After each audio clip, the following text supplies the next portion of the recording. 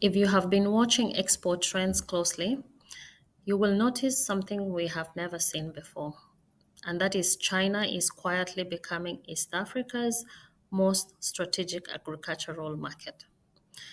In the past 12 months, East African exports to China have grown faster than to the EU or Gulf states, according to the trade data reviewed this quarter.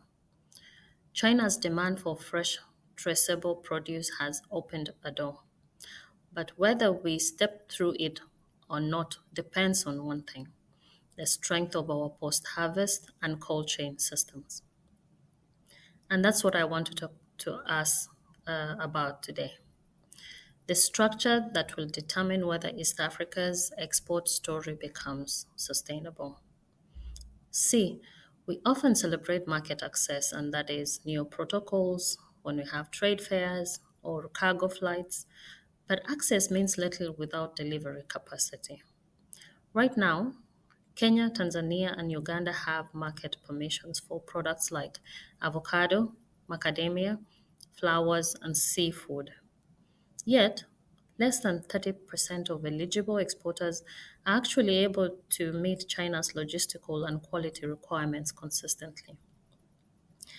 And this is not at all because the produce does not meet the required standards. No, it's because the temperature, discipline, and traceability systems are not yet institutionalized. That's the missing link. And that's exactly what cold chain strategy is designed to fix. Let's break it down with real numbers. In Kenya, studies by FAO and Horticultural Crops Directorate estimate post-harvest losses at 35 to 40% for perishable crops. That means roughly 150 billion Kenya shillings in value disappears every year between harvest, transport, and storage.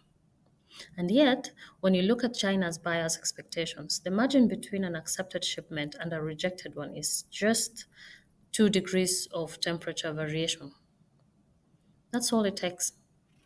This is why the conversation on cold chain is less about technology and more about discipline, precision, and system culture.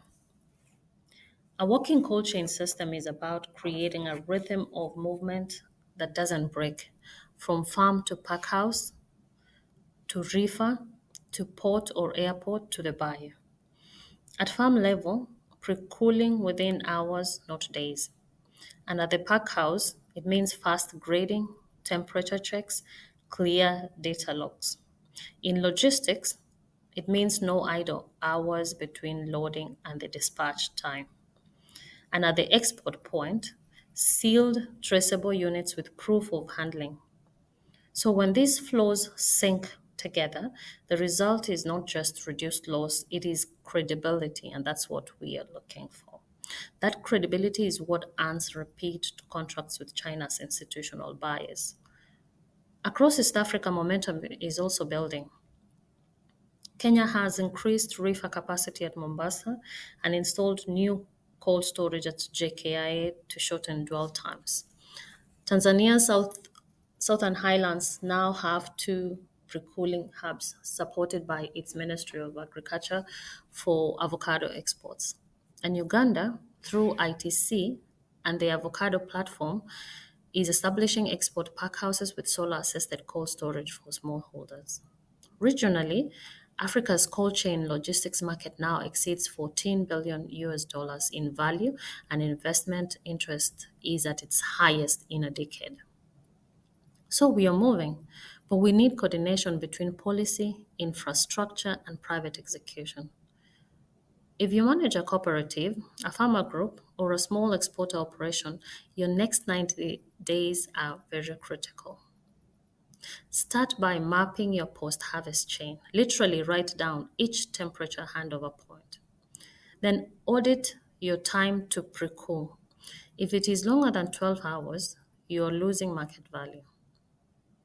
Then partner with shared logistics networks. You do not need to own cold rooms at all, but you must access them.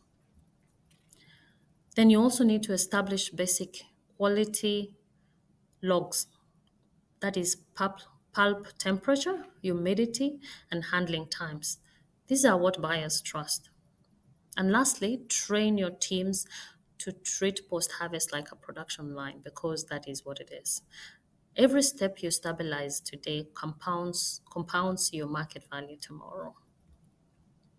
At Swara Agri Logistics and Solutions, this is where we operate, right at the intersection of training, process, and logistics. We help cooperatives design efficient packhouse flows, structure cold chain movements, and prepare documentations that aligns with export buyer expectations. Our focus is on building systems that preserve value and deliver reliability. So thank you for joining me today. You have been listening to Beatrice, the CEO of Swara Agri Logistics and Solutions Limited, and this is the CEO Corner airing every Wednesday, where we share real insights, verified data, and practical guidance to help East Africa's agriculture grow with integrity and excellence.